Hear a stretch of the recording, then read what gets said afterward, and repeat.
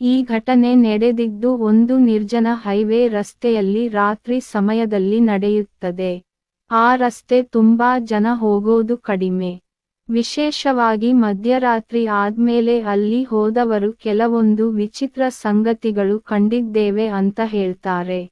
ಒಂದು ರಾತ್ರಿ ಕೆಲವರು ಕಾರಿನಲ್ಲಿ ಹೋಗ್ತಿರೋವಾಗ ದೂರದಲ್ಲಿ ಒಂದು ಬಹಳ ದೊಡ್ಡ ಆಕಾರ ರಸ್ತೆ ಬದಿಯಲ್ಲಿ ನಿಂತಿರೋ ಹಾಗೆ ಕಾಣಿಸಿತು. ಹತ್ತಿರ ಹೋದಂತೆ ಅದು ಸಾಮಾನ್ಯ ಮನುಷ್ಯನಂತಿರಲಿಲ್ಲ. ಅದು ಚಲಿಸದೆ ನೆರಳಿನಂತೆ ನಿಂತಿದ್ದು ಅದರ ಕಣ್ಣುಗಳು ಹೊಳೆಯುವಂತೆ ಕಾಣಿಸಿಕೊಂಡವು. ಆ ಕ್ಷಣದಲ್ಲಿ ಗಾಳಿಯೇ ತಣ್ಣಗಾದಂತ ಫೀಲ್ ಆಗಿತ್ತಂತೆ. ಅದನ್ನು ನೋಡಿದವರ ಹೃದಯ ಜೋರಾಗಿ ಹೊಡೆಯಲು ಶುರು ಆಯಿತು. ಯಾರೂ ಕಾರು ನಿಲ್ಲಿಸಲೇ ಇಲ್ಲ. ಎಲ್ಲರೂ ಭಯದಿಂದ ಸ್ಪೀಡ್ ಹೆಚ್ಚಿಸಿ ಅಲ್ಲಿಂದ ಹೊರಟು ಹೋದರು. ಕೆಲವರಿಗೆ ಹಿಂದಿನಿಂದ ನೋಡಿದಾಗ ಅದು ಸ್ವಲ್ಪ ಸ್ವಲ್ಪ ಚಲಿಸಿದ ಹಾಗೆ ಕೂಡ ಅನಿಸಿತ್ತಂತೆ. ಆಮೇಲೆ ಆ ರಸ್ತೆಯ ಬಗ್ಗೆ ಮಾತು ಹರಡ್ತು. ಅಲ್ಲಿ ರಾತ್ರಿ ಸಮಯದಲ್ಲಿ ಒಂದು ಆತ್ಮ ಗೋಸ್ಟ್ ಕಾಣಿಸಿಕೊಳ್ಳುತ್ತೆ.